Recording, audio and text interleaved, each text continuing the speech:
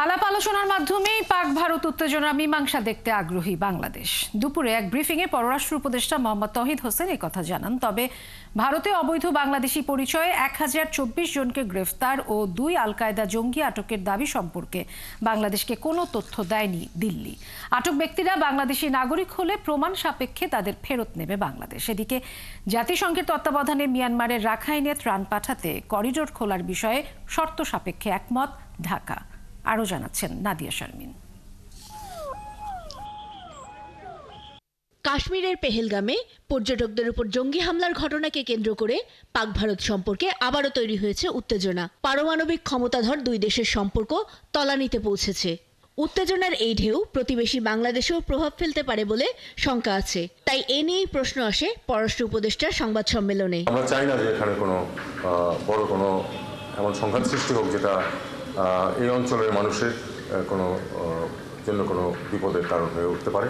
আমরা চাইব ভারত পাকিস্তান দুই দেশের সাথে আমাদের সুসম্পর্ক বিদ্যমান। আমরা চাইব যে তারা আলাপ আলোচনার মাধ্যমে তাদের সমস্যার সমাধান করে ফেলুক।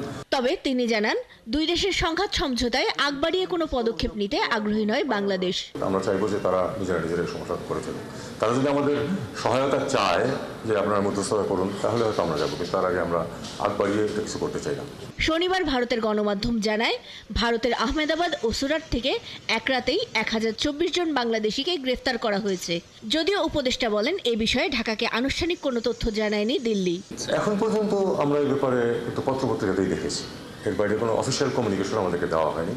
আর আপনারা জানেন যে অফিসিয়াল কমিউনিকেশন দিলেও আমাদেরকে দেখতে হবে যে আসলে তারা বাংলাদেশের লোক কিনা। যদি বাংলাদেশের মানুষ হয়, আমরা তাদেরকে অবশ্যই ফেরত নেব, কিন্তু বাংলাদেশের মানুষ কিনা এটা কিন্তু প্রমাণ সাপেক্ষ। কারণ ভারতেও আমরা জানি যে প্রচুর বাংলা ভাষী আছে, বাংলা কথা বললেই যে বাংলাদেশের মানুষ এমন কোনো নিশ্চয়তা নেই। এর মধ্যে দুজনকে আল কায়দা স্লিপার সেলের সদস্য সন্দেহে জিজ্ঞাসাবাদ করা হচ্ছে বলে দাবি করেছে আরেক ভারতীয় গণমাধ্যম। এ নিয়ে উপদেষ্টা বলেন, সুনির্দিষ্ট অভিযোগ পেলে ব্যবস্থা নেবে বাংলাদেশ। যদি সুনির্দিষ্ট অভিযোগ কোনোখানে পাই আমরা, তাহলে আমরা সে ব্যাপারে ব্যবস্থা গ্রহণ করতে পারি। এখানে একটা জিনিস বুঝতে হবে যে বৈধ ভিসা নিয়ে যারা যান তারা ওখানে সফর করে ফেরত চলে আসবেন, কিন্তু যদি তাদের কেউ কোনো আইন ভঙ্গ করে থাকেন, সেটার জন্য তো দেশ ব্যবস্থা নিতেই পারে। মিয়ানমারের আরাকান আর্মির সাথে আনুষ্ঠানিক না হলেও দেশের স্বার্থেই নানা মাধ্যমে কিছু যোগাযোগ করতে হচ্ছে বলে জানান তিনি।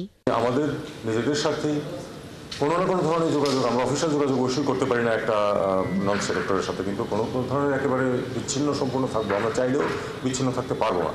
সেক্ষেত্রে যতটুকু প্রয়োজন সেটুকু আমরা নিশ্চিত করবো।